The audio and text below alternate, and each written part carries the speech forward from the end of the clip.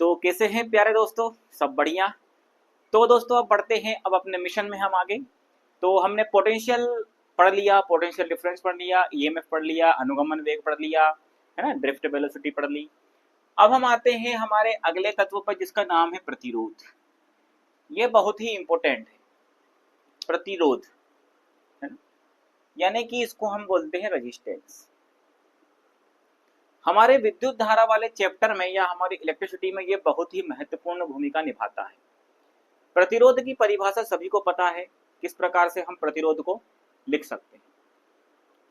प्रतिरोध यानी कि धारा के मार्ग में उत्पन्न अवरोध।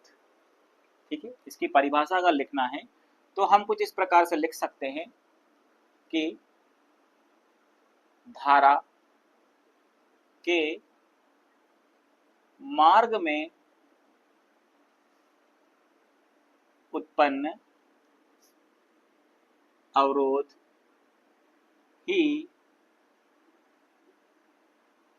प्रतिरोध कहलाता है।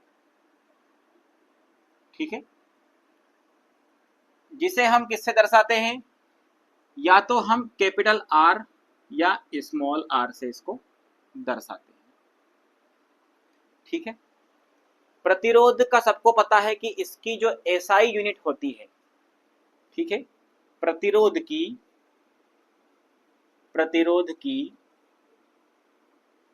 एसआई यूनिट या एसआई मात्रक क्या होता है, ओम होता है।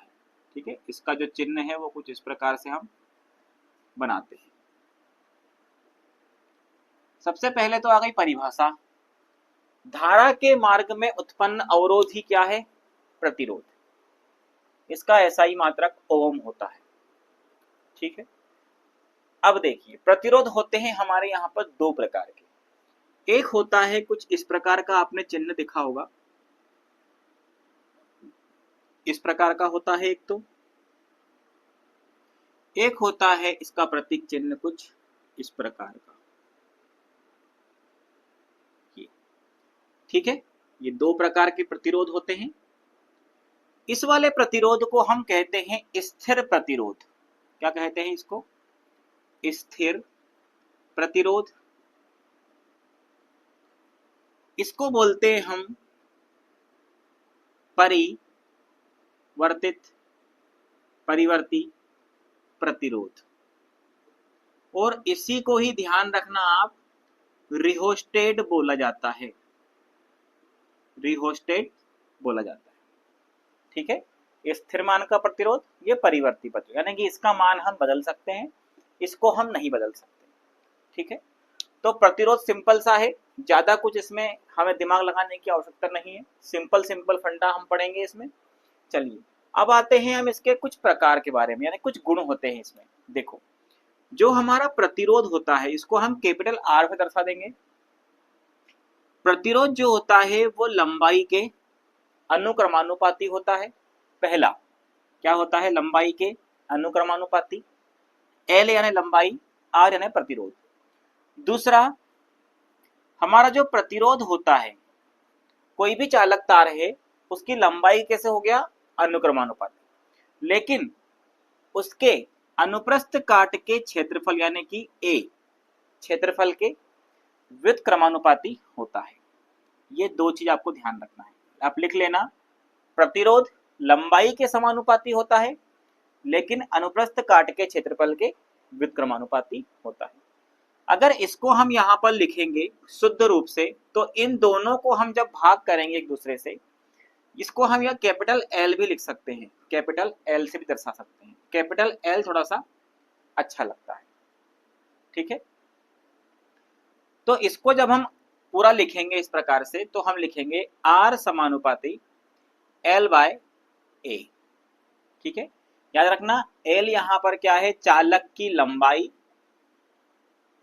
ठीक है, और ए क्या है यहां पर, अनुप्रस्थ काट का क्षेत्रफल, किसके, उस चालक तार का, अनुप्रस्थ काट का क्षेत्रफल। ठीक है, ये दोनों चीज आपको ध्यान रखना है। यानी कि अगर मैं लंबाई बढ़ाऊंगा तो प्रतिरोध बढ़ेगा, और अगर मैं उसको क्षेत्रफल अगर कम करूंगा तो प्रतिरोध बढ़ेगा। ठीक है, इसको इस प्रकार से समझ लीजिए आप। मान के चलिए ये कोई यहाँ पर एक चालक तार है। ठीक है, यहाँ पर ये जो आपको दिख रहा है ये इसका अनुप्रस्थ काट का क्षेत्रफल a है और ये इसकी लंबाई है। ठीक है, ठीक है, ध्यान रहेगा ये चीज। हाँ, ये को है मतलब चालक तार है। तार हमेशा कैसा होता है? बेलनाकार होता है, चालक तार। ठीक है, अब इसकी परिभाषा के अनुसार रेजिस्टेंस जो होता है लंबाई के समानुपाती, यानी कि यदि मैं इस तार को लंबा कर दूं, जितना इसका क्षेत्रफल है उसी लंबाई में अगर मैं इसको लंबा कर दूं तो प्रतिरोध भी यहाँ पर बढ़ेगा। यानी कि अगर मैंने इसको यहाँ से यहाँ पर इतना और बढ़ा दिया, यानी 2L लंबाई हो गई, तो प्रतिरोध भी दुगना हो जाएगा। ठीक है, लेकिन यदि मैंने अनुप्रस्थ काट का क्षेत्रफल इसका बढ़ा दिया, यानी तार को मोटा कर दिया, तो यहाँ पर रेजिस्टेंस क्या हो जाएगा? कम हो जाएगा। इसको मैंने मान के चलिए यहाँ तक बढ़ा दिया, 2A कर दिया, तो यहाँ पर जो रेजिस्टेंस होगा वो 1/2 हो जाएगा। ठीक है, वो किसके जाएगा? क्षेत्रफल के 1/2 हो जाएगा, इस प्रकार से। तो यहाँ पर आपको ये चीज ध्यान रखना है। अब एक चीज और, ये समानुपात, ये निशान जब हटता है तो यहाँ पर कुछ ना कुछ एक नियतांक लग जाता है, कुछ ना कुछ कांस्टेंट होता है। जब मैं इसको यहाँ से हटाऊंगा तो R बराबरी पर रो L/A। ठीक है, यानी कि ये जो रो आपको दिख रहा है ये रो का निशान है, इसको हम बोलते हैं विशिष्ट प्रतिरोध। क्या बोलते हैं इसको? विशिष्ट प्रतिरोध। ये एक नियतांक होता है। क्या होता है ये? नियतांक। इसका लंबाई और क्षेत्रफल से किसी प्रकार का कोई लेना देना नहीं होता है। ठीक है, यदि मान के चलिए यहाँ पर ये तार चांदी का है या तांबे का है और दूसरा तार है मेरे पास, वो भी यहाँ पर क्या है, भले ही वो किसी भी लंबाई का है, ये L लंबाई का था, मान के चलो ये 2L लंबाई का है, तो यहाँ पर इसका अनुप्रस्थ काट का क्षेत्रफल कुछ भी हो, इसकी लंबाई कुछ भी हो, लेकिन आपको ध्यान रखना है कि इसका स्पेसिफिक रेजिस्टेंस हमेशा कांस्टेंट होगा। इसका विशिष्ट प्रतिरोध और इसका दोनों का ही सेम रहेगा। यानी कि समान जो पदार्थ होते हैं, तत्व होते हैं, धातु होती है, उनका रेजिस्टेंस कौन सा? विशिष्ट रेजिस्टेंस समान होता है और असमान धातुओं का असमान होता है, असमान पदार्थों का। तो यहाँ पर ये चीज आपको याद रखना है और इसको हम दर्शाते हैं काय में? ओम में। ये हमारे प्रतिरोध को। ठीक है, देखो प्रतिरोध क्या क्या कार्य करता है। प्रतिरोध धारा के मार्ग में बाधा उत्पन्न करता है, जिससे विद्युत की हानि होती है I² R में। ठीक है, विद्युत हानि किसमें होती है? सर चाहो तो आप लिख सकते हो कि विद्युत हानि = I² R। ठीक है, ये धारा के मार्ग में बाधा उत्पन्न करता है, ऊष्मा भी उत्पन्न करता है और वोल्टेज का ड्रॉप भी करता है IR के रूप में। ठीक है, ये तो हमारा हो गया लॉस I² R में, और ये हो गया हमारा वोल्टेज ड्रॉप। क्या हो गया? Voltage drop. ठीक है, ऊष्मा भी उत्पन्न करता है और धारा में प्रतिरोध भी उत्पन्न करता है, अवरोध भी उत्पन्न करता है ये प्रतिरोध। ठीक है, तो ये आपको प्रतिरोध के बारे में है। इसको लिखना चाहें, स्क्रीनशॉट लेना चाहें तो आप ले सकते हैं। ठीक है, ये आपको ध्यान रखना है। तो जैसा कि हमने पढ़ लिया प्रतिरोध क्या है। ठीक है, अब मैं प्रतिरोध का सूत्र को एक बार और लिखता हूं, फिर आपको बताऊंगा विशिष्ट प्रतिरोध क्या है। ठीक है, एक प्रतिरोध है, एक विशिष्ट प्रतिरोध। प्रतिरोध को आप याद रखना कैपिटल R या स्मॉल r से नोट करते हैं, दर्शाते हैं। विशिष्ट प्रतिरोध को हम रो से दर्शाते हैं, इस प्रकार का निशान होता है रो। ठीक है, अब मैं यहाँ पहले प्रतिरोध का सूत्र लिखता हूं जो मैंने लास्ट टाइम अभी लिखा था, R = रो L/A। ठीक है, R क्या है? प्रतिरोध, रो क्या है? विशिष्ट प्रतिरोध, जो कि एक नियतांक होता है, एल लंबाई और ए अनुप्रस्थ काट का क्षेत्रफल। अब मुझे यहाँ पर विशिष्ट प्रतिरोध का सूत्र निकालना है और मात्रक निकालना है। इसकी इकाई क्या होती है? SI unit. प्रतिरोध की आपको ओम में बता चुका हूँ, इसकी बताऊंगा, ठीक है। यदि मैं इस रो को यहां रखूं तो क्या मैं लिख सकता हूं R इंटू ए अपॉन एल बराबरी पर रो, ठीक है, समझ गए। अब में क्या होगा, ये होता है हमारा विशिष्ट प्रतिरोध। क्या होता है ये? विशिष्ट प्रतिरोध। विशिष्ट प्रतिरोध। अब यहां पर एक चीज आपको ध्यान रखना है, जैसे कि हमने प्रतिरोध के मामले में इसको नियतांक माना था विशिष्ट प्रतिरोध को, इसी प्रकार हम यहाँ पर इस क्षेत्रफल को और इस लंबाई को नियतांक मानते हैं, यानी कि 1 मानते हैं। कैसे, हम देख लेते हैं। पहले हम इसकी यूनिट समझ लेते हैं कि इसकी यूनिट क्या होती है। प्रतिरोध की एसआई यूनिट क्या होती है? ओम। क्या होती है? इस प्रकार से लिखते हैं, ओम। क्षेत्रफल इंटू क्षेत्रफल की जो यूनिट होती है एसआई, वो होती है, हम काय में लिखते हैं, मीटर स्क्वायर में। मीटर स्क्वायर, ठीक है। क्षेत्रफल काय में लिखते हैं, लंबाई गुणित चौड़ाई होता है क्षेत्रफल, ठीक है। तो लंबाई गुणित चौड़ाई है, तो यहाँ पे m इंटू एम स्क्वायर यानी मीटर स्क्वायर होगा, बटे में लंबाई की एसआई यूनिट है मीटर। मीटर। अब मैं यहाँ पर 1 मीटर से 1 मीटर अगर काट दूं तो 1 मीटर बचेगा। तो हमारे पास यहां पर देखो, सूत्र के द्वारा निकल के आई है ये मात्रक, तो ये व्युत्पन्न मात्रक होगा, ओम मीटर। इसको मैं डायरेक्ट ऐसा लिख दूं, ओम मीटर। ये हमारे विशिष्ट प्रतिरोध की इकाई या यूनिट होगी। अब मैं आपको बता रहा था कि यहां पर ए और एल को हम किस प्रकार लेंगे। देखो, क्योंकि यहां पर जो विशिष्ट प्रतिरोध होता है, ठीक है, वो इस प्रकार एक घन इकाई में हम इसको लेते हैं। ये हमारा घन हो गया। यहां पर जो विशिष्ट प्रतिरोध होता है वो इसके आमने सामने के फलक का गुणनफल ही होता है। विशिष्ट प्रतिरोध जो होता है उसको हम इस घन के आमने सामने के फलक के रूप में दर्शाते हैं, यानी ये रेजिस्टेंस होता है जो कि रो के बराबर होता है, यानी विशिष्ट प्रतिरोध के बराबर होता है, ठीक है।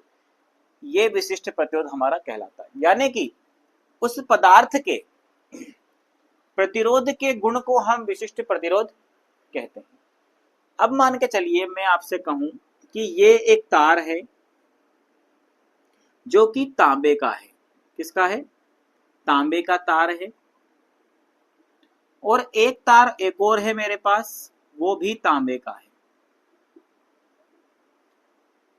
याद रखना आपको, विशिष्ट प्रतिरोध दोनों का ही बिल्कुल इक्वल होता है।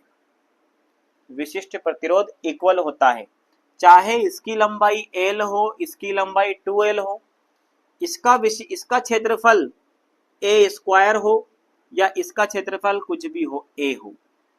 यानी कि इससे एक बात निकल के आती है कि विशिष्ट प्रतिरोध जो होता है किसी भी चालक का, किसी भी पदार्थ का, वो ना तो उसके क्षेत्रफल पर डिपेंड करता है और ना ही उसकी लंबाई पर, ठीक है। वो सिर्फ निर्भर करता है उसके आंतरिक जो प्रतिरोध होता है उसके मुक्त इलेक्ट्रॉन्स पर कि उसमें कितने मुक्त इलेक्ट्रॉन्स हैं, पदार्थ की प्रकृति पर, ठीक है, प्रकृति पर। और अगर तीसरा बात, पहला हो गया मुक्त इलेक्ट्रॉन, पदार्थ की प्रकृति, और तीसरा मैं बात करूं उसका आंतरिक संगठन, ठीक है, आंतरिक संगठन या परमाणविक संगठन कैसा है उसका, उस पर यह डिपेंड करता है, ना कि इसके क्षेत्रफल पर और ना ही इसकी लंबाई पर। विशिष्ट प्रतिरोध रो इजिकल टू आर होता है, ठीक है। ये वाला सूत्र आपको इंपॉर्टेंट याद रखना है, क्योंकि इससे संबंधित कुछ क्वेश्चन हम यहाँ पर करेंगे न्यूमेरिकल। ठीक है, कुछ न्यूमेरिकल क्वेश्चन आते हैं जिसमें हम इसको ध्यान रखते हैं। तो आपको याद रखना है कि जो हमारा प्रतिरोध होता है, जो प्रतिरोध होता है उसकी इकाई होती है ओम। ठीक है, और जो विशिष्ट प्रतिरोध होता है, विशिष्ट प्रतिरोध होता है उसकी इकाई होती है ओम मीटर। ओम सेंटीमीटर नहीं होती। ठीक है, अगर ओम सेंटीमीटर में दिया है तो हमें उसको मीटर में बदलना है। ध्यान रखना आप, क्वेश्चन हम करेंगे अभी इसके बाद, लेकिन हमें यूनिट सबकी एसआई यूनिट ही रखना है। जैसे हमने रेजिस्टेंस की ओम रखी थी, लंबाई या क्षेत्रफल की मीटर या मीटर स्क्वायर रखी थी। ठीक है, तो यहाँ पर जो राशियां आप रखेंगे, अगर मैं यहाँ पर सेंटीमीटर बोलता तो पहले मैं उसको मीटर में कन्वर्ट करता और जो मान निकल के आता वो मैं यहाँ पर रखता। ठीक है, तो ये होता है हमारा स्पेसिफिक रेजिस्टेंस। न्यूमेरिकल क्वेश्चन हम अब कर लेते हैं प्रतिरोध और विशिष्ट प्रतिरोध से संबंधित।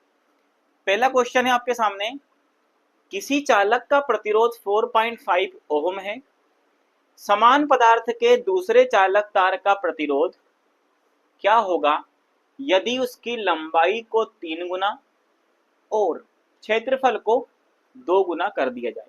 देखिए, समान पदार्थ बोला है इसलिए यहाँ पर स्पेसिफिक रेजिस्टेंस भी समान होगा, इसलिए हम उसको यहाँ पर नहीं लेंगे। अब हम मान के चलते हैं हमारे पास 2 तार हैं, एक तार ये वाला है। ठीक है, ये एक तार है, ये इसका अनुप्रस्थ का क्षेत्रफल है, ये इसकी लंबाई है, एल लंबाई है, और ये क्षेत्रफल भी क्या है हमारा, ए है। ठीक है, तांबे का ये तार है, काय का तार है, तांबे का। इसका जो रेजिस्टेंस दिया है उन्होंने मुझे, वो दिया है 4.5 ओम। ठीक है दोस्तों, अब ऐसा ही एक तार है दूसरा, ऐसा ही एक तार है दूसरा जिसकी लंबाई उन्होंने मुझे क्या दी है, देखो उसकी लंबाई को 3 गुना तक यहाँ पर बढ़ाया गया है, यानी कि 3L क्या है, इसकी लंबाई है। ठीक है, और क्षेत्रफल को दुगना कर दिया गया है, यानी कि ये जो क्रॉस सेक्शनल एरिया है ये 2A है। ठीक है, यहाँ पर A था तो वहां पर क्या रहेगा, 2A। अब हम इसको सॉल्व कैसे करते हैं, हम जानते हैं दोनों में फॉर्मूला जो है L/A होता है।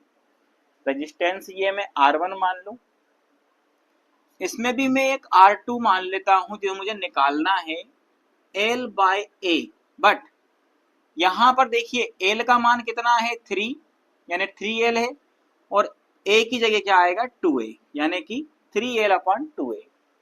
अब यहां पर मुझे इस R1 का रेजिस्टेंस तो दिया है, इस वाले का देखो यहाँ पर रो भी मैं लिख सकता था स्पेसिफिक रेजिस्टेंस, लेकिन उसने बोल दिया है ना कि समान पदार्थ है, इसलिए यहाँ पर रो में नहीं लिख सकता। ठीक है, क्योंकि समान पदार्थ है। यहाँ पे इसको हम बोलते हैं प्रतिरोध, ये है लंबाई और ये है क्या हमारा क्षेत्रफल। इसका मान मुझे दिया है कितना, 4.5 L/A। इसको कोई दिक्कत नहीं है, आप ऐसा कैसा रखिए। ठीक है, हम दूसरे तरीके से भी इसको कर सकते थे, लेकिन आपको समझाने के लिए मैं सीधा सीधा यहाँ पर कर रहा हूं। मुझे इसका रेजिस्टेंस R2 जो है वो नहीं दिया है, नहीं दिया है। यहां पर देखिए आप ध्यान से, अगर मैं इसको इस प्रकार से लिख दूं तो क्या गलत होगा, नहीं होगा। ठीक है, अब मैंने यहां पर देखा कि R2 निकालने के लिए मुझे L/A की वैल्यू क्या मैं ये पुट कर सकता हूं, यानी कि जो R1 की वैल्यू है 4.5, तो मैंने यहां पर क्या किया, 4.5 को ऐड कर दिया, इंटू कर दिया इस L/A की जगह, क्योंकि इसका मान मेरे पास यहां पर था। तो यहां पर देखिए दोस्तों, अब R2 का मान कितना निकल आएगा, यहां से दशमलव हटेगी तो यहां पे 10 आ जाएगा। ठीक है, 2 पंजे 10 और 9 पंजे 45 हो गया। तो यहां पर R2 का मान निकल के आया 9 तिया 27/4। इसको यदि मैं सोल्व करूंगा तो मेरा आंसर आएगा 6.75 ओम, किसका, R2 का। ये हो गया मेरा सॉल्यूशन इसका, ठीक है। तो यहाँ पर R2 का मान कितना निकल के आ गया, 6.75 ओम, ठीक है। ये जो क्वेश्चन आएंगे हमें इस प्रकार से उनको सॉल्व करना होगा। चलिए अब हम यहाँ पर दूसरा सवाल करते हैं, विशिष्ट प्रतिरोध वाला। अभी हमने जो करा था वो प्रतिरोध वाला था, अब हम करेंगे विशिष्ट प्रतिरोध का। एक चालक तार है, उसकी लंबाई 1600 मीटर है, उसके अनुप्रस्थ काट का क्षेत्रफल, या अगर क्षेत्रफल भी लिख दे तो भी ये सही है, 0.8 मिलीमीटर स्क्वायर है, और विशिष्ट प्रतिरोध दिया है 0.2 माइक्रो ओम मीटर। ये क्या है, यहाँ पर माइक्रो है, ठीक है। क्या है ये, माइक्रो ओम मीटर, ठीक है। तो चालक का प्रतिरोध ज्ञात करना है। अब यहाँ पर ध्यान रखना, यहाँ पर आप नोट डाल के जरूर लिख लेना, एक मैं लिखवा देता हूं कि सभी के मात्रक एसआई मात्रक होना चाहिए। यानी कि जितनी भी यहाँ पे राशियां, लंबाई, क्षेत्रफल, विशिष्ट प्रतिरोध दिया है ना, इनके जितने भी मात्रक लिखे हैं सब काय में होना चाहिए, एसआई यूनिट में होना चाहिए। कौन सा मात्रक होना चाहिए, एसआई मात्रक। तो यहाँ पर हम कोष्टक में थोड़ा सा इसको पहले सॉल्व कर लेते हैं, ठीक है। सबसे पहले हम देखते हैं, हम सूत्र जानते हैं कि हमारे प्रतिरोध का सूत्र होता है रो इंटू एल अपॉन ए। अब हम देख लेते हैं हमें क्या क्या दिया है। देखो ये तो हमें निकालना है, सीधी बात है, इन तीनों का मान दिया होगा। विशिष्ट प्रतिरोध को हम नापते हैं काय में, ओम मीटर में, लंबाई को मीटर में, और क्षेत्रफल को मीटर स्क्वायर में। तो सबसे पहले हम यहाँ लंबाई देखते हैं, तो लंबाई हमें काय में दी है, देखो 1600 मीटर दी है, यानी कि ये तो बिल्कुल हमें करेक्ट दी है मीटर में, ऐसा यूनिट क्या है, मीटर। दूसरा हम देखते हैं यहाँ पर क्षेत्रफल यानी कि ए दिया है हमें 0.8 मिलीमीटर, 0.8 मिलीमीटर स्क्वायर दिया है। अब याद रख, आपको अगर याद हो कि क्षेत्रफल को हम नापते हैं काय में, मीटर स्क्वायर में, ठीक है।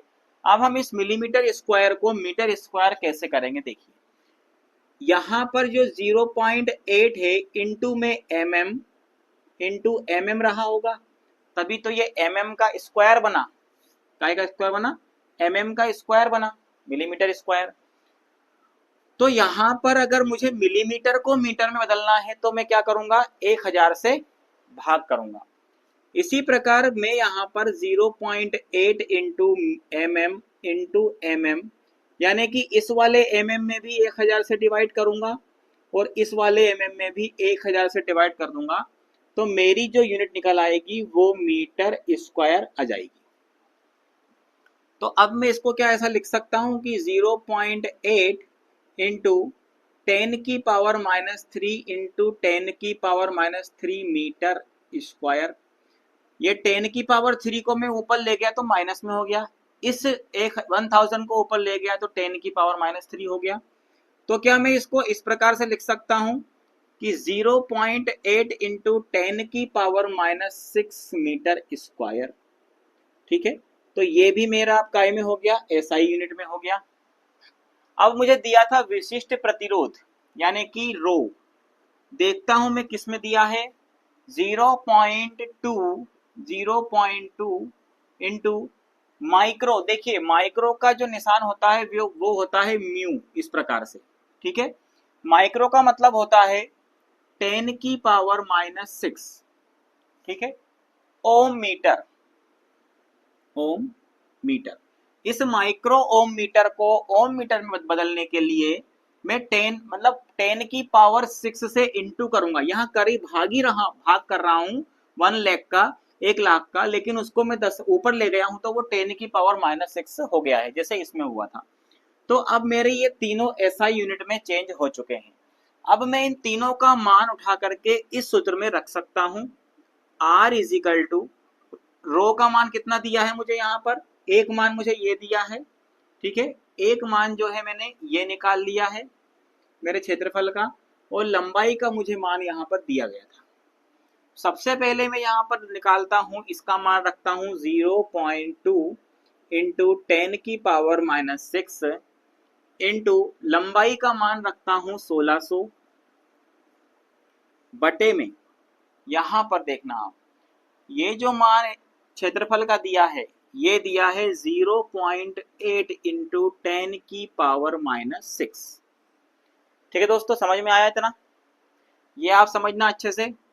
इसके बाद में ये मान उठा करके हमें इसमें पुट करना है। तो यहाँ पर 10 की पावर -6 से 10 की पावर -6 तो खत्म हो गया। इस दशमलव से इस दशमलव को मैं खत्म कर दूं, इस 8 से मैं इसको 2 बार काट दूं, 200 बार, ये हो गया। तो यहाँ पर मेरा बचा 2 इंटू 200 इजिकल टू, अगर इसका आंसर देखा जाए तो 200 दूनी 400 ओम। मेरा क्या आ गया, ये आंसर आ गया आर। ठीक है, तो ये मेरा क्या हो गया, आंसर हो गया। तो इस प्रकार के सवालों में आपको मेन ध्यान रखना है ये नोट जो मैंने आपको लिखवा दिया है। ठीक है, अगर आपने यहाँ पर यूनिट चेंज नहीं की तो आपका आंसर पूरी तरह से रॉन्ग आएगा, आंसर आएगा ही नहीं।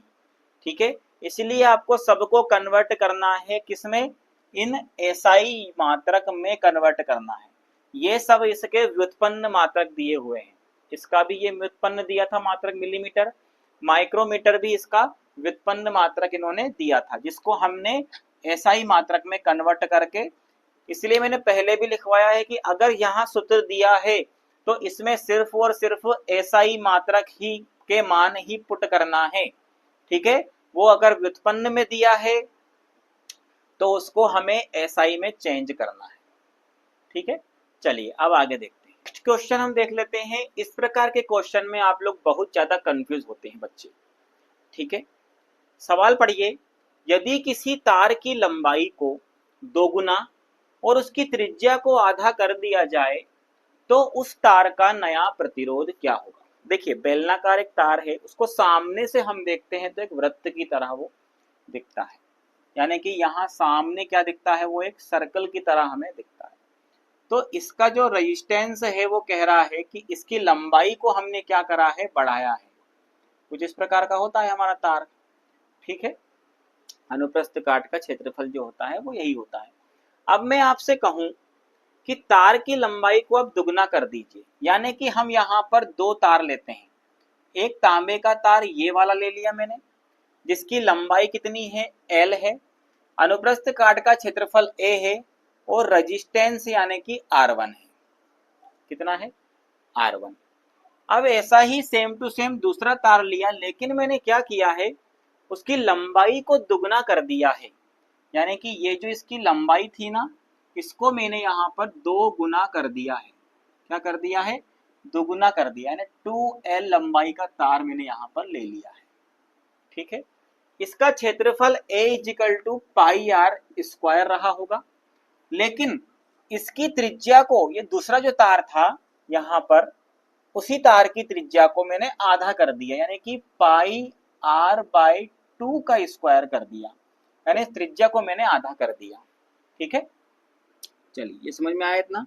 यानी कि यहाँ पर अगर प्रतिरोध या जो हमारा क्षेत्रफल था उसका मान πr² था, तो यहाँ जाके वो क्या हो गया, πr/2 का होल स्क्वायर। तो यदि मैं यहाँ पे सूत्र लगाऊं R1 = L/A, इसको आप एज इट इज रहने दीजिए। इसके ना हम लंबाई से छेड़े हैं, ना ही इसके क्षेत्रफल से छेड़े हैं। लेकिन यहाँ पर दूसरा प्रतिरोध अगर मैं बात करूं, लंबाई बढ़ाने के बाद का प्रतिरोध, ठीक है, तो क्या होगा, देखिए, लंबाई को तो दुगना कर दिया था, 2L कर दिया, लंबाई को दुगना कर दिया, और जो क्षेत्रफल था उसमें हमने क्या करा, त्रिज्या को आधा कर दिया, तो πr/2 का होल स्क्वायर हो गया, क्योंकि वृत्त का क्षेत्रफल क्या होता है, πr²। ये क्या है, वृत्त है। तो यहां पर अगर मैं इसको सॉल्व करूं तो मेरा कुछ इस प्रकार का ये निकल के आएगा कि πr²/4। इसको यदि मैं सॉल्व करूं तो मेरा कुछ इस प्रकार का आएगा ये 4 चला जाएगा कहाँ, यहाँ, यानी कि at L upon pi r square.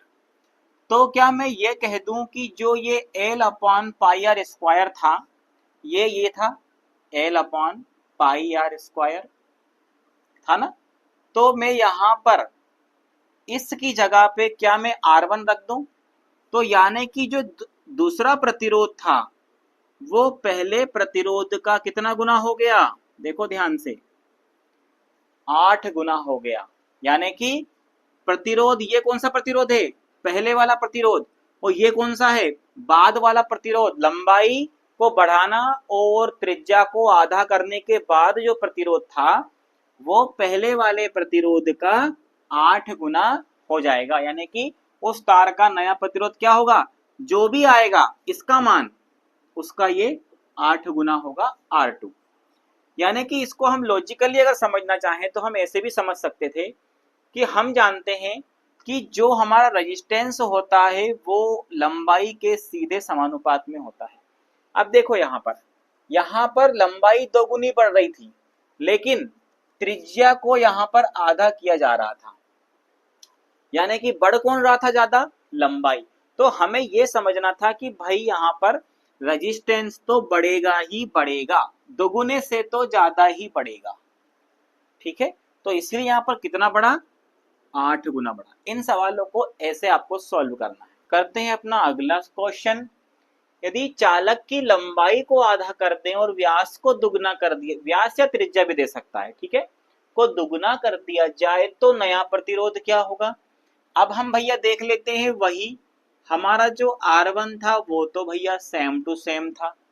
इसने दूसरा हमें बोल दिया है कि ये जो प्रतिरोध है 2 वाला, इसमें क्या हुआ है, चालक की लंबाई को आधा किया है, L/2 किया है, बटे में ध्यान रखना व्यास या त्रिज्या को दोगुना किया है, यानी कि पाई R को 2R का होल स्क्वायर हो जाएगा, L/2 अपॉन में 4 पाई R स्क्वायर, ठीक है। इसको कोष्टक से बाहर निकालेंगे तो ये 4R स्क्वायर निकलेगा। इसको जब मैं सॉल्व करूंगा तो यहाँ पर ये जो 4 है ये डिवाइड हो जाएगा, इससे इंटू हो जाएगा, तो यहाँ बचेगा L अपॉन 8 पाई R स्क्वायर। यानी कि अगर मैं इसको ऐसा लिखूं 1/8 into L upon pi R square, यानी कि जो लंबाई को आधा करने और व्यास को दुगना करने के बाद जो रेजिस्टेंस प्राप्त होगा वो पहले वाले रेजिस्टेंस यानी कि ये इस प्रकार से है ना, ए का मतलब पाई आर स्क्वायर के 1/8 गुना होगा, ठीक है, क्योंकि लंबाई को आधा कर रहे हैं तो सीधी बात है रेजिस्टेंस भी बहुत कम ही होगा।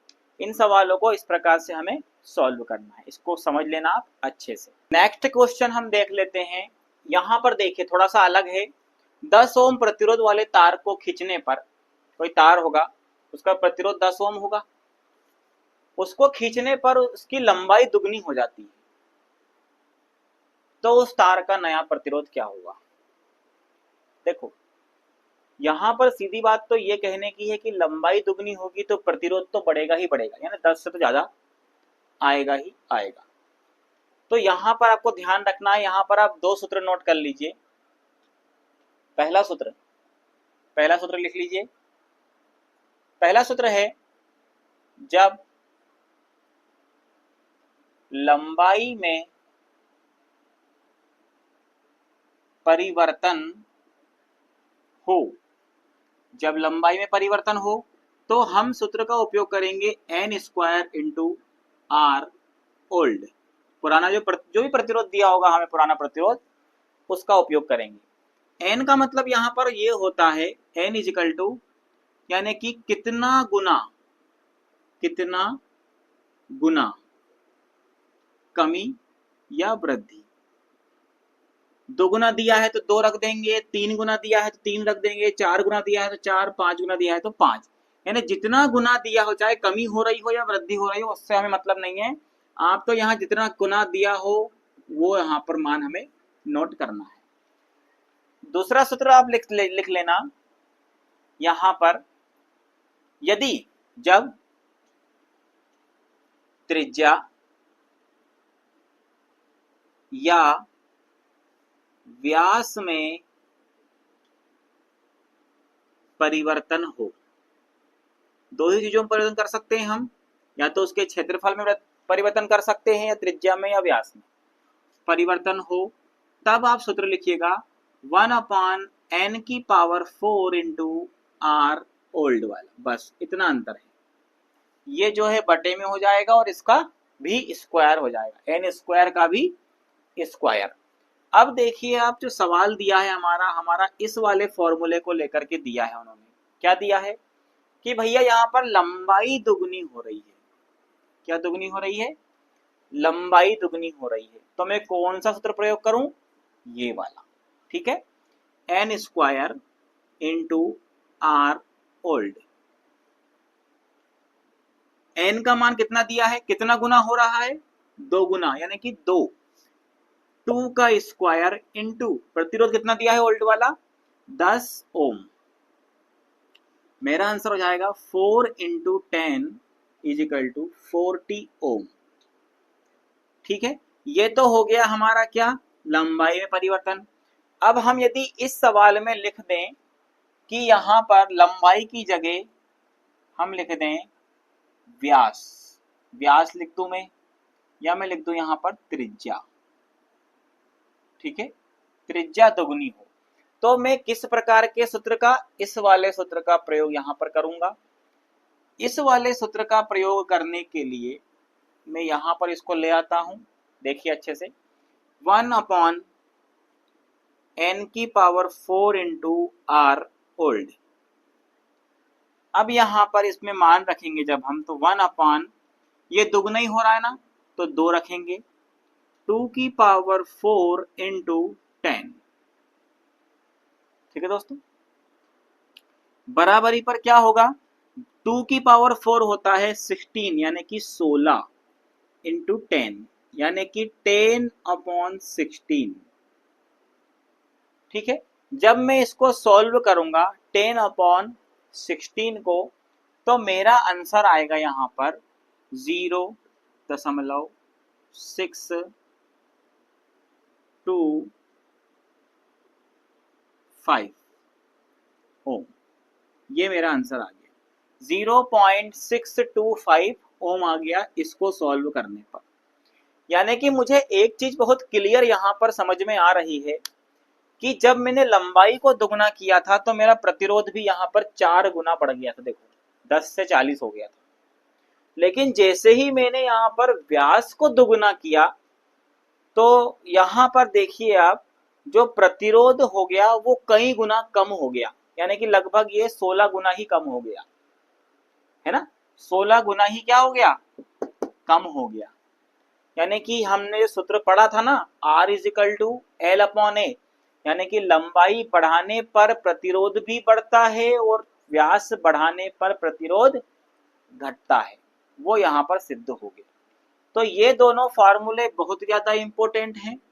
इन फार्मूलों को आप याद रखना कि लंबाई में परिवर्तन हो तो n² इंटू आर ओल्ड, पुराना प्रतिरोध, त्रिज्या या व्यास में परिवर्तन हो तो 1/n⁴ इंटू आर ओल्ड, ठीक है, इसको नोट कर लीजिए। नेक्स्ट क्वेश्चन, एक तार का प्रतिरोध 10 ओम है, उसे खींचने पर वहां लंबाई का 1/10वां भाग बढ़ जाता है, तो वह प्रतिरोध क्या होगा। सबसे पहले मान लेता हूं मैं कि ये कोई L लंबाई का मेरे पास तार था जिसकी यहां से लेकर यहां तक लंबाई L थी, ठीक है, प्रतिरोध तो अभी ठीक है। उसे खींचने पर मान के चलो मैंने यहां से यहां तक इसको खींचा, यहां से लेकर यहां तक इसको मैंने खींचा, तो यहां तक तो इसकी लंबाई क्या थी, L थी, लेकिन वो कह रहा है कि उसे खींचने पर वहां लंबाई का 1/10वां भाग, यानी कि जो लंबाई था उसका 1/10वां भाग ये बढ़ जाता है। जो भी लंबाई रही होगी, 10 रही होगी तो 1 बड़ा होगा, 11 हो गई होगी 20 रही होगी तो 10वां भाग यानी कि 2 बड़ा होगा। तो यहाँ पर कुल मिलाकर के 1/10वां भाग बढ़ गया। तो अगर मैं निकालू यहाँ पर कुल लंबाई तो पुरानी लंबाई प्लस L/10, पुरानी लंबाई का 10वां भाग यानी कि 1/10 की जगह L/10 हो गया। तो यहाँ पर 10 और एक 10L प्लस L/10 यानी कि 11L/10 यानी कि 1.1L यानी कि कुल मिलाकर कितना गुना बढ़ गई? 1.1 गुना बढ़ गई पुरानी लंबाई से नई लंबाई। ठीक है, तो यहां पर देखिए आप 10 रही होगी मानो तो 11 हो गई। अगर 10 का गुणा में 1.1 में करूंगा तो 11 आंसर आएगी।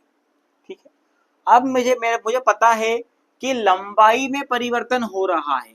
क्या में परिवर्तन हो रहा है? लंबाई में परिवर्तन हो रहा है। तो लंबाई में परिवर्तन का जो सूत्र होता है मेरा, यहां पर न्यू रेजिस्टेंस निकालना है। तो मुझे पता है कि n² इंटू आर ओल्ड आ गए वहीं पे। ठीक है, तो यहां पर कितना गुना? 1.1 गुना यानी कि 1.1 का स्क्वायर इंटू कितना प्रतिरोध? 10 ओम का प्रतिरोध, तो 10 ओम।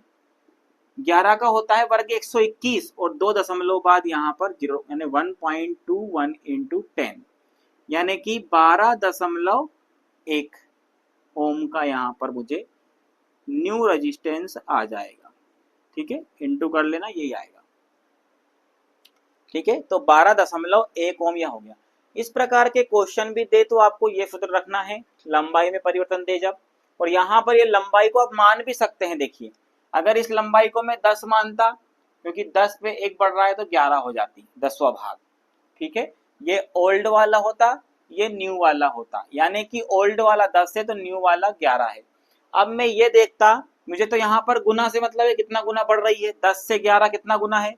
अब मुझे ये देखना है कि 10 में किस संख्या का गुणा करूं कि मेरा 11 आए। तो सीधी बात है 1.1 का गुना कर दो, यानी कि 10 का 1.1 गुना 11 है। सोल्व कर लो आप, ये आ जाएगा 11 बराबर, है ना।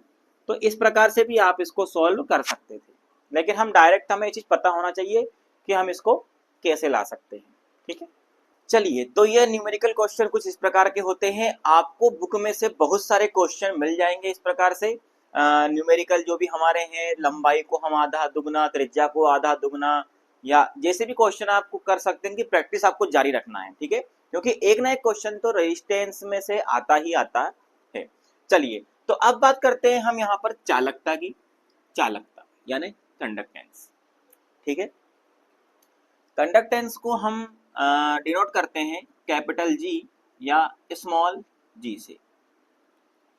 ठीक है, देखिए इसकी परिभाषा समझ लीजिए आप। पहले हमें रेजिस्टेंस को हम दर्शाते हैं काय से? आर से। रेजिस्टेंस क्या होता है? धारा के मार्ग में, धारा के प्रवाह को रोकता है। धारा के प्रवाह को रोकना इसका गुण होता है रेजिस्टेंस का। लेकिन चालकता जो जी होता है ना, वो जस्ट इसका उल्टा होता है, यानी कि धारा के प्रवाह को अनुमति देना। ठीक है, ये आप इसको इस प्रकार से सिंपल शब्दों में समझ लीजिए। प्रतिरोध का जस्ट उल्टा होता है, तो मैं क्या ऐसा लिख सकता हूं इसको? जी यानी कि चालकता इजिकल टू 1/r। चूंकि मैंने पढ़ा है कि R इजिकल टू होता है रो L/A। ठीक है, तो क्या मैं इस सूत्र को उल्टा लिख सकता हूं? क्योंकि R उल्टा है, यानी कि यह सूत्र कुछ इस प्रकार का है, रो L/A है। तो क्या मैं इसको यहां पर Z is equal to A/L into 1/रो लिख सकता हूं? सेम, इसको मैंने जस्ट पलट दिया है। ठीक है, याद रखिएगा यही सूत्र होता है हमारे चालकता का। ठीक है, इसकी जो इकाई होती है मात्रक होता है, इसका मात्रक होता है, देखिए ओम का मात्रक क्या होता है, सॉरी रेजिस्टेंस का मात्रक क्या होता है, इस आर का होता है ओम, ओम होता है ना। क्योंकि हम जानते हैं कि जो चालकता होती है वो रेजिस्टेंस के व्युत्क्रमानुपाती होती है, यानी उल्टी होती है। तो यहाँ पर क्या करते हैं, हम इस ओम को ही यहाँ पर उल्टा लिख देते हैं। इसको लिखेंगे तो क्या बनेगा, MHO, यानी कि मोह। रेजिस्टेंस का जो प्रतीक चिन्ह होता है वो कैसा बनता है, इस प्रकार का बनता है। इसको भी हम यहाँ पर क्या करते हैं, उल्टा लिख देते हैं इस प्रकार से, बहुत सिंपल। ठीक है, या इसकी एक और इकाई होती है, इसकी दूसरी इकाई होती है क्या, सीमेंस। क्या होती है, सीमेंस, जिस लिख देता हूं मैं सीमेंस। ठीक है, इसको हम एस से दर्शाते हैं। ये दोनों इकाइयां होती हैं प्रतिरोध की, कौन सी, चालकता की। ठीक है, कंडक्टेंस की। अब इसी में यहाँ पर एक चीज निकल के आती है, ये तो आप समझ लीजिए कि ये कंडक्टेंस है हमारा, जो धारा के प्रवाह को अनुमति देता है। G = 1/R, यानी कि जो R वाला फॉर्मूला था हमारा रेजिस्टेंस वाला, उसको हमने यहाँ पे क्या करा है, जस्ट उल्टा लिख दिया है। ठीक है, कुछ इस प्रकार से, ये रो है ना, इसको मैंने अलग निकाल दिया है, 1/रो कर दिया, और कुछ नहीं है। तो इसको मैंने इस प्रकार से लिखा, और इसका मात्रक जो होता है वो रेजिस्टेंस का उल्टा होता है, मोह, ओम का मोह हो जाता है, चिन्ह भी पलट जाता है, और सीमेंस भी इसकी एक यूनिट होती है। अब यहाँ पर देखिए, जिस प्रकार से हमने इस रेजिस्टेंस वाले सूत्र में से इस विशिष्ट प्रतिरोध को निकाला था, उसी प्रकार से हम यहाँ पर इस 1/रो को भी निकालेंगे। ठीक है, जिस प्रकार से रेजिस्टेंस प्रतिरोध होता है उसी प्रकार से विशिष्ट प्रतिरोध होता है, जिस प्रकार से चालकता होती है उसी प्रकार से क्या होती है, विशिष्ट चालकता भी होती है। ठीक है, विशिष्ट चालकता, उसको हम बोलते हैं इंग्लिश में कंडक्टिविटी। ठीक है, कंडक्टिविटी, इसको दर्शाया जाता है सिग्मा से। किससे दर्शाया जाता है, इस प्रकार से, सिग्मा।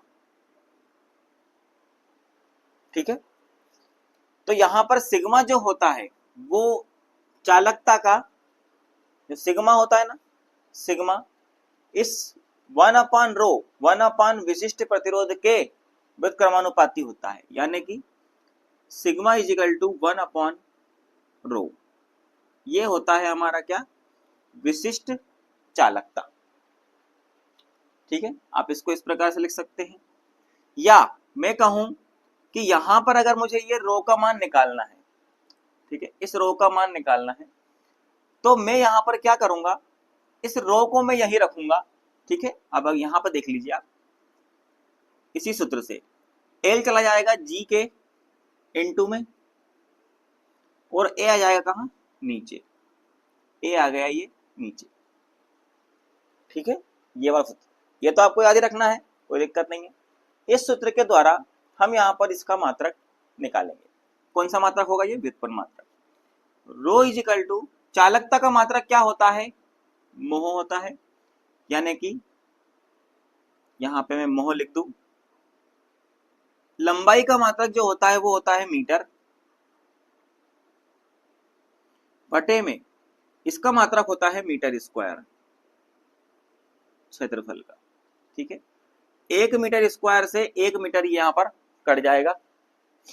तो यहाँ पर आप देखिए, अब यहाँ पर हमारी जो विशिष्ट चालकता है सिग्मा, इसका मात्रक निकल गया मोह प्रति मीटर। ठीक है, या आप बोल सकते हैं सीमेंस प्रति मीटर। ये दोनों ही अगर एग्जाम में आ जाए तो ये दोनों ही सही है। ठीक है, तो ये यहां पर चालकता समझ गए आप, प्रतिरोध का व्युत्क्रमानुपाती। उसी प्रकार विशिष्ट चालकता, विशिष्ट प्रतिरोध का व्युत्क्रमानुपाती, चालकता का मात्रक मोह या सीमेंस, विशिष्ट चालकता का मात्रक क्या है, मैं हमने निकाल दिया यहाँ पर मोह प्रति मीटर या सीमेंस प्रति मीटर। इसी सूत्र का प्रयोग करके हमने इनको 1/r था तो इसको भी हमने पलट दिया इस वाले सूत्र को। इसी प्रकार इससे निकाल लिया हमने इसका मात्रक। तो ये कुछ प्रकार के हमारे होते हैं। चालकता, विशिष्ट चालकता दोनों आप समझ चुके हैं, ठीक है। तो आज के इस वीडियो में इतना ही, फिर हम मिलते हैं नए वीडियो के साथ जिसमें हम प्रतिरोध के ही बारे में चर्चा करेंगे, उसका ताप गुणांक, उसकी वो सारणी, जो प्रतिरोध की जो सारणी होती है ना बैंड वाली, 4 उसमें कलर होते हैं, मतलब पट्टियां होती हैं, उसके बारे में भी पढ़ेंगे, डिटेल से पढ़ेंगे, अच्छे से पढ़ेंगे। तब तक के लिए अच्छे से तैयारी करिए और वीडियो को अच्छे से आप देखिएगा। नोट्स भी प्रॉपरली आपको बनाना है, नोट्स नहीं बनाएंगे तो आपको बहुत दिक्कत आने वाली है, क्योंकि सिर्फ वीडियो देख करके आपको वो चीज़ ध्यान नहीं रहेगी जब तक आप खुद उस चीज़ को लिखोगे नहीं। जब आप उस चीज़ को लिखते हो तो आपको वो चीज़ याद आती है एग्जाम में कि हमने कहीं ना कहीं इस चीज़ को या इस टॉपिक के बारे में पढ़ा है या लिखा है, ठीक है। तो मिलते हैं अपने नए वीडियो।